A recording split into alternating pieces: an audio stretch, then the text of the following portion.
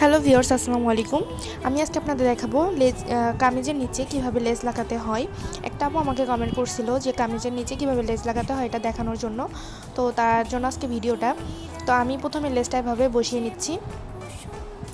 তারপরে আমি যে কাপড়টা থাকবে ওইটা একটা ভাঁজ দিয়ে তারপর ডাবল ভাঁজ দিব, দিয়ে এটা আমি লেসের গোড়াতে বসাবো। দেখেন আমি কিভাবে লেসের গোড়াতে বসাচ্ছি, ঠিক এইভাবে আপনারা চেষ্টা করবেন যাতে ডিজাইনটা ঢেকে না যায়। তারপরে এভাবে সেলাইটা দেওয়া হয়ে গেলে আমি একটা চাপ সেলাই দিয়ে নিব যাতে লেসটা উঠে না যায়। তো এভাবে চাপ সেলাই দেওয়ার পরে আমি আরেকটা সেলাই দিব যাতে লেস নিচেটা ভারী হলে লেসটা সুন্দর দেখাবে। এর জন্য আমি আরেকটা সেলাই দিয়ে নিব।